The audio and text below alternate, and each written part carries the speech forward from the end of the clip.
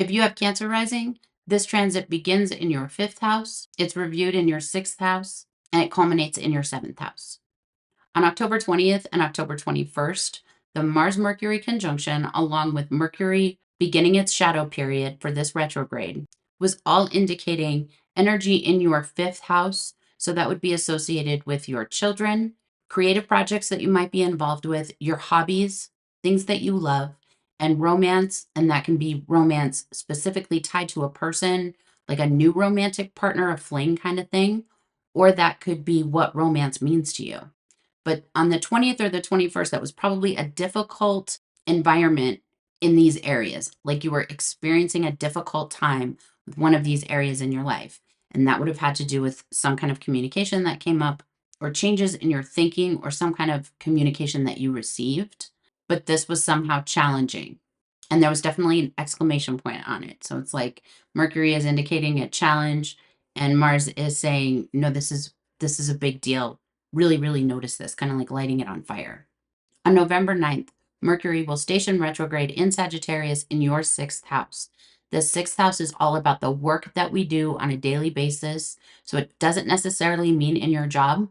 And a lot of times when this is about your job, it's the labor that's associated with that job. So it could be, the paperwork that it has to do with it, or it could have to do with like the work environment. So it's not about the work necessarily, but it's about the work associated to the job. If that's not the case for you, this can be just about like the chores that you do every day on a day-to-day basis to survive. So this can be like the job that you do to pay the bills while you're trying to build up your own business, or this can be about the tasks within your home that you have to do to survive, or that just have to be done.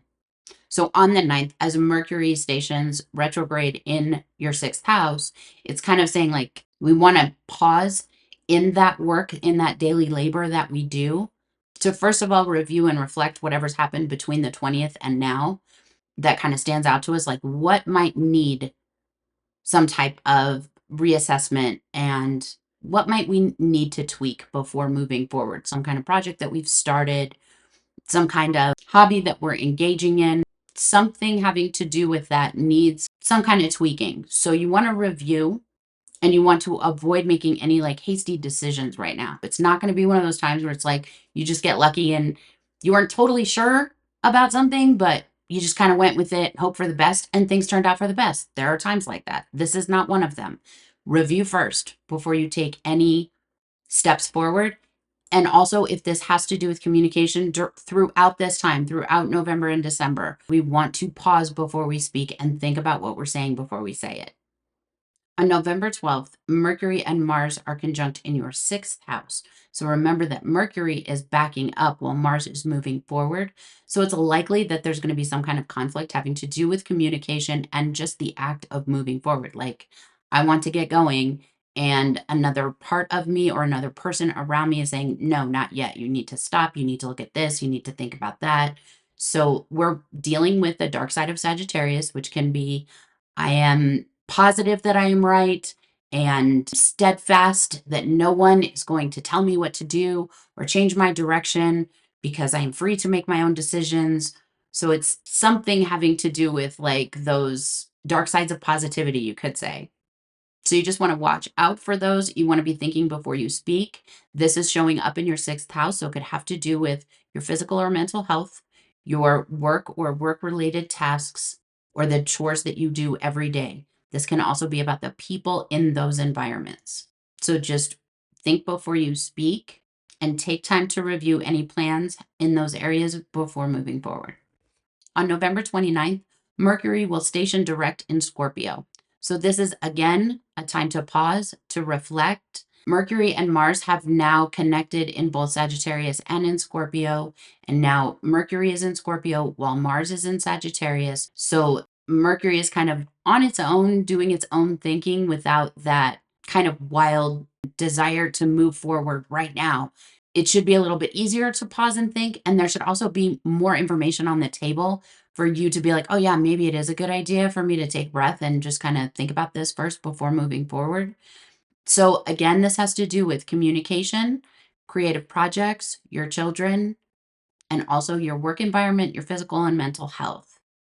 Also, with Mars in Scorpio, this is a good time for strategizing. Like, my mental energy is very Scorpio right now, and I want to really like dive deep. I want to make a plan that is really well informed and well researched.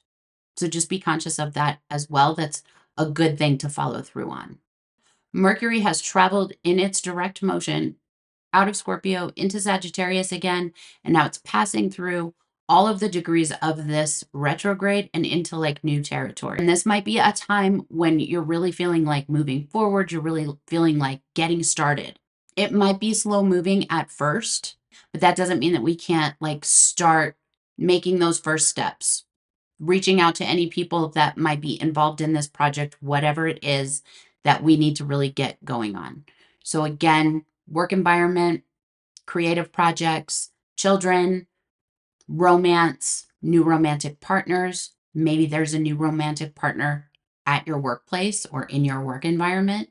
Maybe there's something that really needs to be worked out as far as boundaries with that whole thing. That could be you. It doesn't necessarily have to be, but there can be something going on with the people in those environments as well. So this can be the people in your children's environment and not necessarily your children. If that makes sense.